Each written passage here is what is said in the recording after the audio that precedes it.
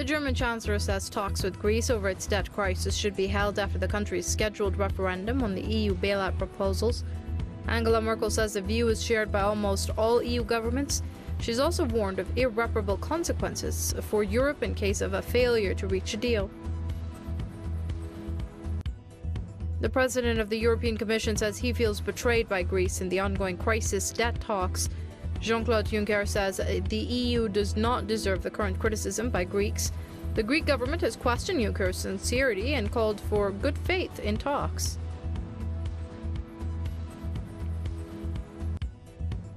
The ongoing debt crisis in Greece has negatively affected markets worldwide. Markets in Germany, France, Portugal, and Italy closed down sharply on Monday. U.S. stocks also dropped in early trading. This after Greece shut down its banking system and stock market for nearly 1 week. U.S. Secretary of State says it's too early to say whether Iran's nuclear talks will succeed. John Kerry made the remarks after a meeting with the IAEA chief in Vienna. Kerry is expected to be joined by his Russian and French counterparts later this week for nuclear negotiations.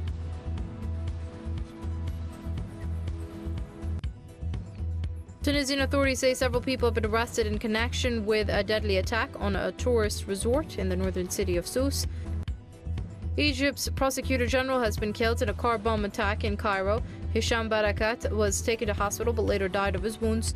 No group has claimed responsibility for the blast, but similar incidents have been blamed on ISIL-affiliated militant groups.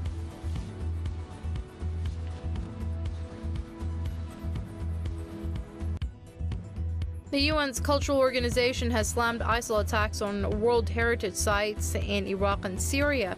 The UNESCO has described the attacks as barbaric and says they amount to war crimes.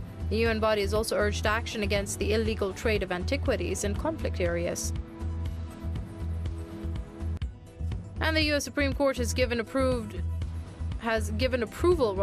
to the use of a controversial execution drug.